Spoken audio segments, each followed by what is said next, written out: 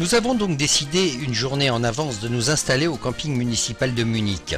Bien nous en a pris car beaucoup de monde déjà est installé. Mais le plus impressionnant, ce sont les multitudes de petites tentes mises en place pour les jeunes qui dès cet après-midi s'entraînent à la Löwenbräu. Le jeudi 16, visite express de Munich. Un tour de la ville avec les monuments les plus importants, la place bien sûr, point de départ de toutes les balades à Munich, Marienplatz, avec le célèbre nouvel hôtel de ville et son carillon.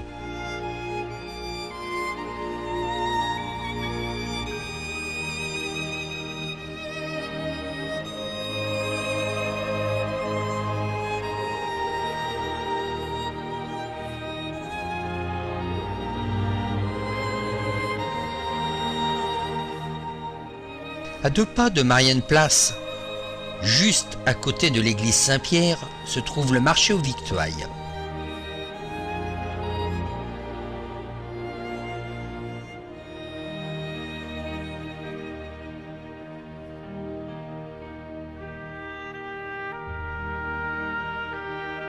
L'ancien hôtel de ville,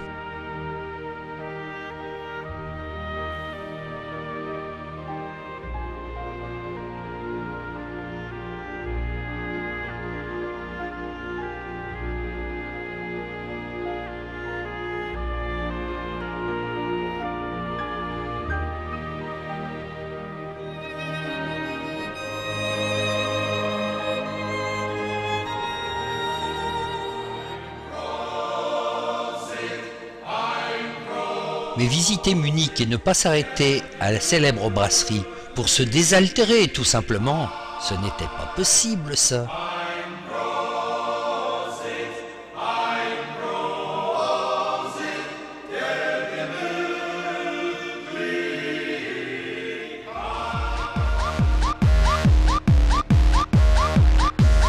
Le vendredi, nous avons donc décidé de nous promener dans le parc d'attractions de l'Oktoberfest, au milieu des manèges et des célèbres tentes, au milieu de quelques ouvriers qui mettent la dernière main, un petit coup de peinture par-ci, on déroule une moquette par-là.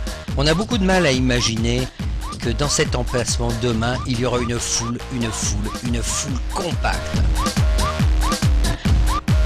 Pendant les 15 jours que dure la fête, 6 500 000 visiteurs qui ont consommé pas moins de 7 millions de litres de bière, 500 000 poulets, 200 000 paires de saucisses, 55 000 jarrets de porc. Sympa le petit ange, sa flèche, elle indique les toilettes. J'ai oublié de vous dire en parlant de toilettes, il y en a 1042 d'installées sur le parc.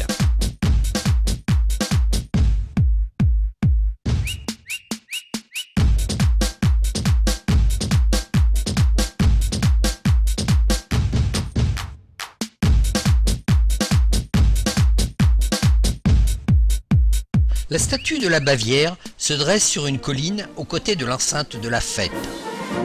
Nous retrouvons 14 grandes tentes, comme celle-ci, d'une capacité de plusieurs milliers de places. Au total, 105 000 places assises sont prévues pour les buveurs de bière. Le mas, 1 litre, coûte entre 8,30 € et 8,90 €.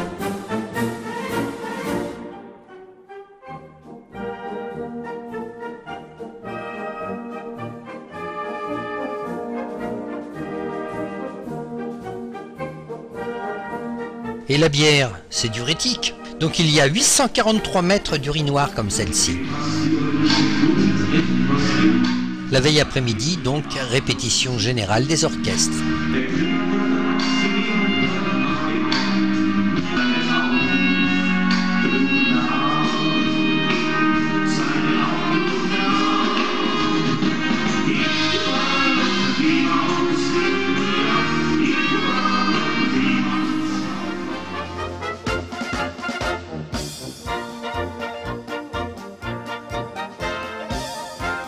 Dans un enclos un peu en dehors de la grande fête, la commémoration des 200 ans de l'Oktoberfest, racontée avec de vieux manèges, un musée des anciens véhicules, mais aussi une partie concert et spectacle.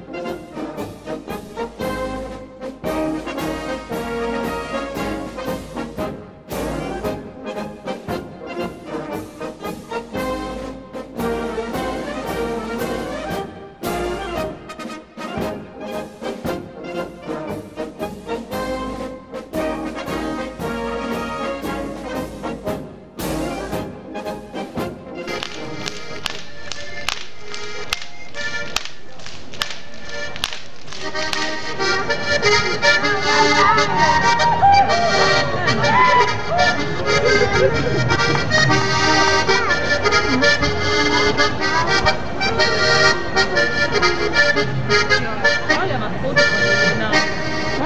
Claudia macht Fotos. Okay. Auf jeden Fall.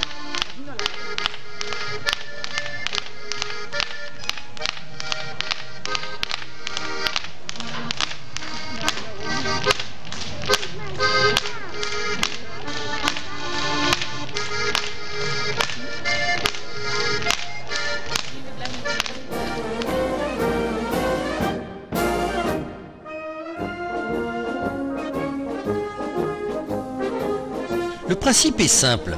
Lorsque vous avez soif, vous achetez votre bière, bien sûr, 50 centilitres minimum.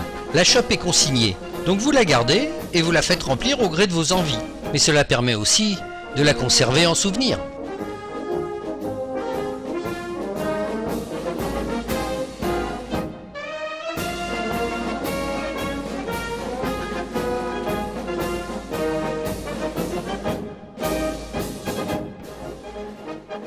Ce matin, départ relativement tôt à 9 h afin de ne pas être trop mal placé pour suivre la parade d'ouverture de l'Oktoberfest 2010. 1h30 de patience, mais moment d'attente qui valait le coup pour assister à cette parade. Je n'ai pas compté les fanfares et les chars tirés par de magnifiques chevaux, mais le défilé a duré presque 1 heure. Celui-là s'appelle l'entrée des aubergistes, des forains et des brasseurs.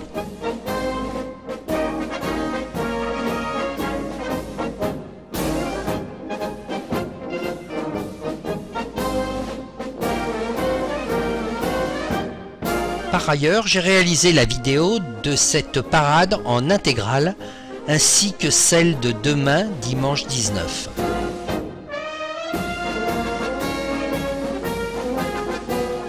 « 12 h pile. Le maire de Munich met en Perse le premier fût. La fête commence.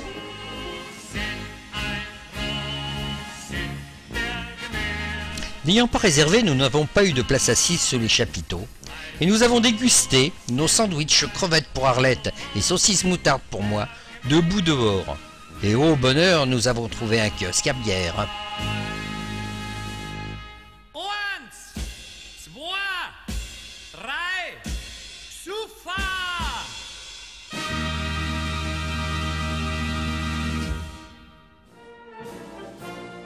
Et par tradition, le dimanche, la parade des costumes et traditions régionales, appelée aussi défilé des costumes et des tireurs.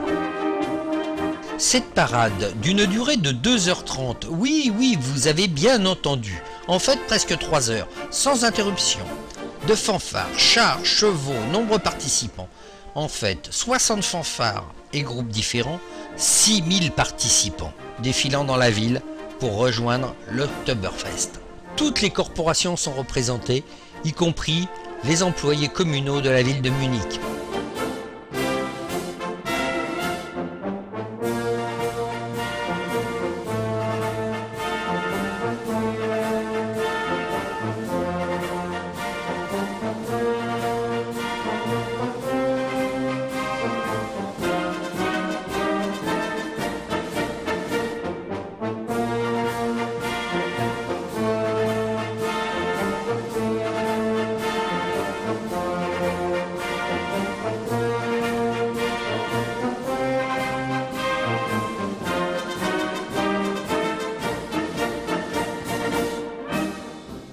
À 14 h, retour au camping, rapide casse-croûte, puis nous quittons Munich et sa fête de la bière 2010 pour une visite au mémorial de Dachau. Bien décevant cet hommage à ces millions de morts.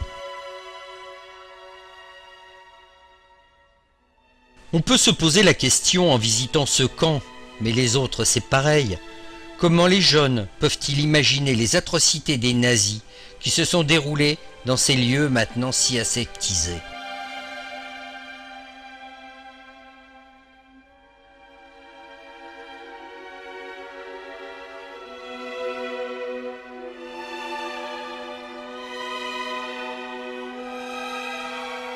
Étape à Sulzemos entre Munich et Ulm, puis demain nous irons rejoindre Strasbourg par l'autoroute gratuite du côté allemand. Vous pouvez me dire, mais Strasbourg, vous l'avez visité au printemps? Effectivement, mais Strasbourg avec des fleurs, c'est encore plus beau.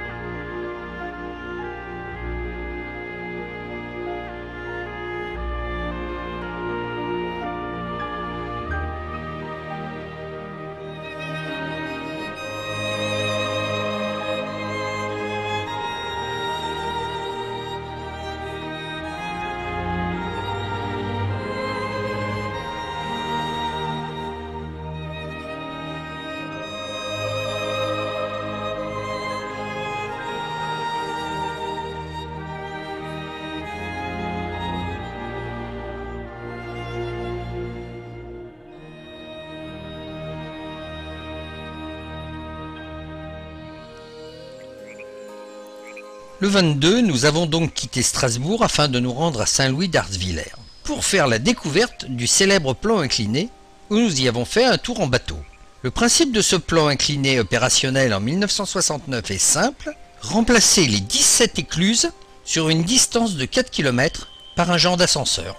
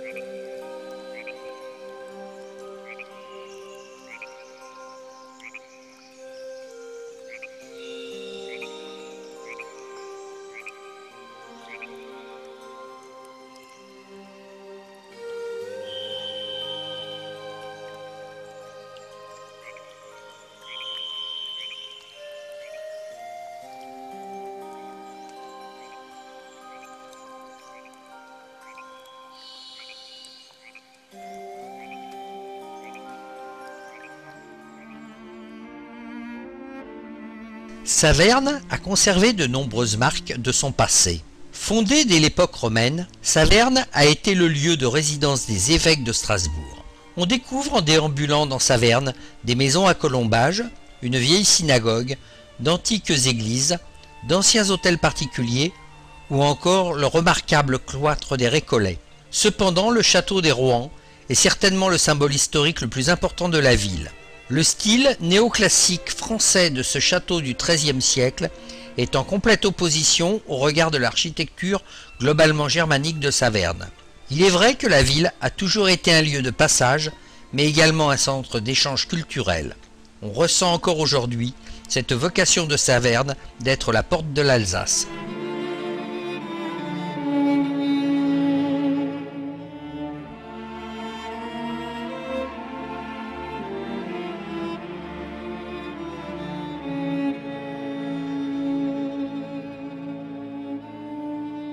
Nous quittons Saverne en prenant la direction du rocher de Dabo, où nous pensons arriver pour 12h30, 13h afin d'y déjeuner.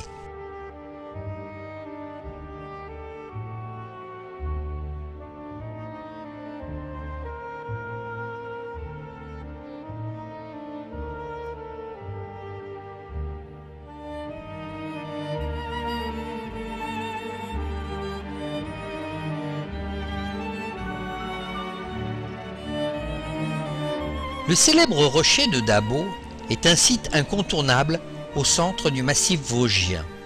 À 664 mètres d'altitude, il offre un panorama exceptionnel sur le plateau lorrain et la ligne bleue des Vosges, au sommet couvert d'immenses forêts.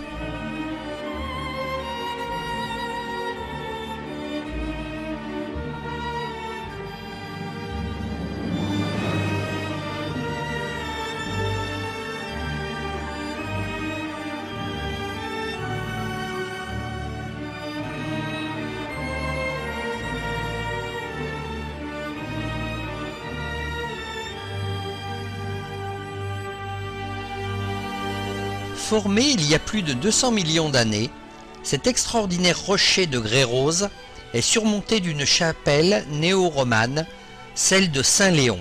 C'est ici que serait né, en l'an 1002, Bruno de Dabo, évêque de Toul, qui fut élu pape en 1048 à l'âge de 46 ans sous le nom de Léon IX.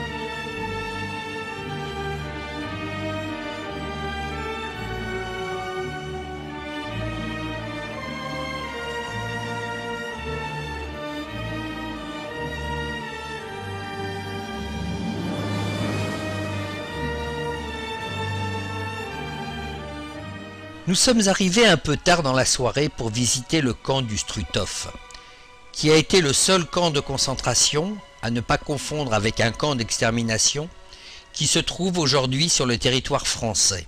Le nombre total de déportés qui ont été internés dans le camp est estimé à environ 52 000. On estime à 22 000 le nombre de détenus qui auraient trouvé la mort.